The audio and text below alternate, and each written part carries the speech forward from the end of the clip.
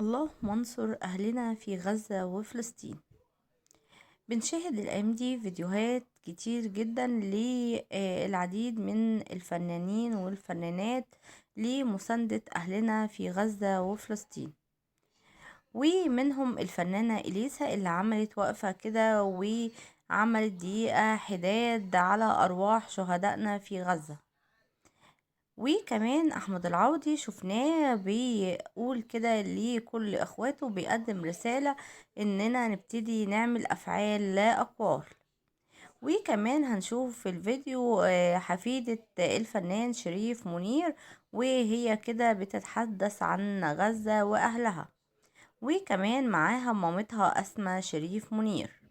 ولأول مرة زينة كده وأبنائها من أحمد عز بتظهر كده برضو مرتدية لبس الهلال الأحمر، ومتطوعة هي وأولادها لمساندة طبعا ومساعدة أهالينا في غزة وجمع التبرعات عن طريق الهلال الأحمر المصري. تعالوا بينا نشوف الفيديو، بس ما تنسوش تشتركوا في قناتي لو اول مرة تشوفوني وتحطوا لايك جميل زيكم. يلا بينا نشوف الفيديو ونشوف كده الفنانين عملوا ايه علشان يساندوا ويدعموا اهلينا في غزة. ربنا ينصرهم يا رب.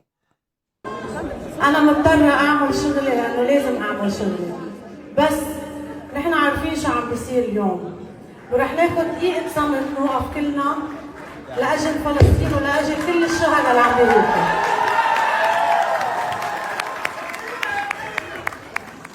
دقيقه صمت.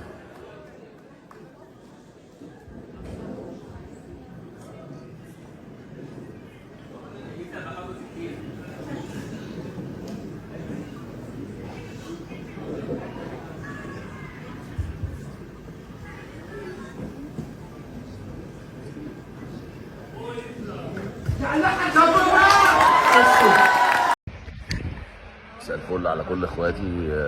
طبعا كلنا عايشين اللي بيحصل في غزة واخواتنا في غزة. انا هنا في الهلال الاحمر المصري مع اخواتنا الابطال المتطوعين في الهلال الاحمر. انا بس عايز اطلب منكم حاجة، يعني احنا خلاص عملنا بوستات وعملنا ونزلنا صور والحاجات دي كلها، لكن الحاجات دي كلها مش كفاية. عايزك تتصرف تصرف فعلي عشان ما يبقاش ان احنا بس يعني بنتفاعل بمجرد الكلام، واحنا من جوانا موجوعين عشان اخواتنا في غزه. فانا اللي بطلب منك النهارده ان انت كل اخ جدع وكل اخت جدعه حقيقي شاغلها القضيه ومتضايقه عشان اخواتها في غزه، انزل اتبرع ولو بجنيه. احنا 105 مليون على 15/3/22. مش لازم تنزل تتبرع، هم يجوا لك. لو حطيت جنيه واحد وانا اخواتي كرمه واخواتي مش هيتاخروا في شيء. هم يسهلوا لك كل حاجه. لو انت مش قادر تروح هم يجوا لك. لو انت ماشي في الشارع وكلمتهم هم يجوا لك ياخدوا منك الفلوس ويدوك الوصل اللي يخليك عارف ان انت بتتبرع فعلا للهلال الاحمر. الناس دي كل الشباب اخواتي دول متطوعين ابطال بجد، ده غير اللي موجودين في سينا. الناس دي مش عايزه حاجه غير ان هم يعني هم جايين يساعدوا يعملوا الباكج، يعبوا لاخواتهم. عايز تتبرع بالدم انزل اتبرع بالدم، اعمل حاجه فعليه، يبقى انت اسمك عملت حاجه فعليه. وسيدي وعبر عن صوتك وعبر عن دعمك على الفيسبوك براحتك، لكن اعمل حاجه فعليه ان انت انزل اتبرع ولو بجنيه واحد. ما تقولش ان الجنيه ده مش هيفرق، لا الجنيه هيفرق ونص جنيه هيفرق، لان احنا كتير احنا مصريين جدعان واحنا في ظهر اخواتنا دايما. فيلا نعمل كده.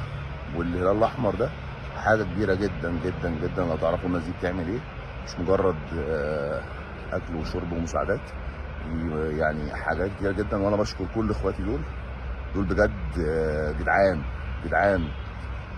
وانا كل اخواتي جدعان. فانا بقول لك الطريق اللي يخليك تساعد فعليا، انزل اتبرع ولو بجنيه واحد بس.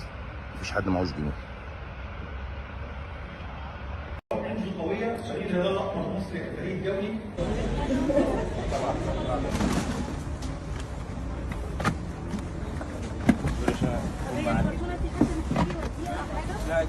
Hi, I'm Laura, and today I came here to the Egyptian Red Crescent because I heard what's happening in Palestine, and that's not okay. It's literally a genocide. It's not even a war, because a war is two people fighting, two armies fighting. Palestine has no army, no defense, no nothing. So this is not a war. This is genocide. Zaman, what you call Jerusalem, Muslims, Jews, Christians all live together. Why would you make this peace into a war? Made a small presentation about what's happening. Then we went and saw what the people were doing to help. And now we came and helped. This is actually my box. We did one box for food and one box for medicine. If you want to help, call the hotline. The people on strike have been saying this: free Palestine, end the genocide. I'm young, but I still see that this is not okay. And other children are not even, some children aren't even children yet. ملحقوش. So I think this should really stop. And I know you might find this weird that a kid is coming here to talk, but I have my rights, and I think Palestine should have their rights back.